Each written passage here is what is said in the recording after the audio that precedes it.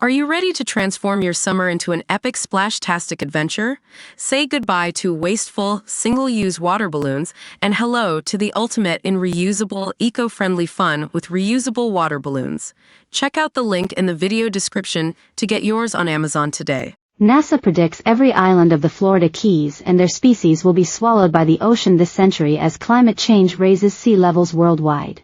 And now scientists and academics in the Sunshine State have confirmed the first local species to be driven to extinction by increasing hurricanes and sea level rise. The Key Largo tree cactus, Pilosocereus milspaugii, was devoured by local animals desperate for food and fresh water amid the increasingly barren, salt-saturated soil. But, since 2015, researchers have struggled to identify the thirsty tree cacti ravaging culprits, setting up months of wildlife camera surveillance and studying mysterious teeth marks on over half of the now extinct plant species for their new study. We noticed the first big problem in 2015, said research botanist James Lang, who worked on the new study, seeing saltwater flooding from king tides in the area. Ocean tides soaking into the Keys from rising seas and monster Category 5 storms, like Hurricane Beryl, limits the amount of fresh water available to small mammals, the botanist said, and might be related to why the herbivores targeted this cactus. Lang, who works as a field biologist at Miami's Fairchild Tropical Botanic Garden, cautioned that he and his research colleagues can't say for sure exactly what spurred the wild, aggressive new predation on these cacti.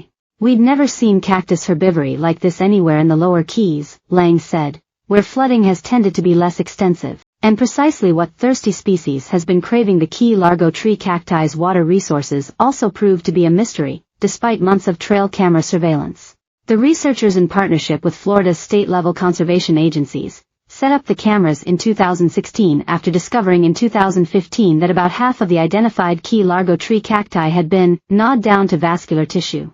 The telltale teeth marks and the stripping of the plant for its precious freshwater stores extended all the way up to 4 feet above the ground in some cases. Of 243 total visits captured on camera, raccoons were the most abundant, 58%, followed by birds, 31%, marsh rabbits, 5%, possums, 4%, cotton mice, 1%, and unknown animals, 1%, the team reported in the Journal of the Botanical Research Institute of Texas this Tuesday. Camera traps failed to capture any animal directly impacting the cacti, they noted. And yet, the following year in 2017 this predatory behavior on the cactus trees had only expanded, killing roughly another 50% of the population, they wrote. Lang and his colleagues at Fairchild worked with the Florida Department of Environmental Protection to take cuttings of the surviving Key Largo tree cacti in an effort to nurse as many as possible back to health in greenhouses. But the failed effort means that many unique and beautiful features of this rare species are not likely to be seen again in the wild. The most striking difference is the tuft of long, woolly hairs at the base of the flowers and fruits, said Alan Frank, currently the herbarium collection manager at the Florida Museum of Natural History, which has a collection of Key Largo tuft samples. The tree cacti's hair is so thick that in flowering seasons it can give off the appearance of being covered in snow. But dehydrated animal predators were just one factor that hastened the cactus tree's demise, according to the new study.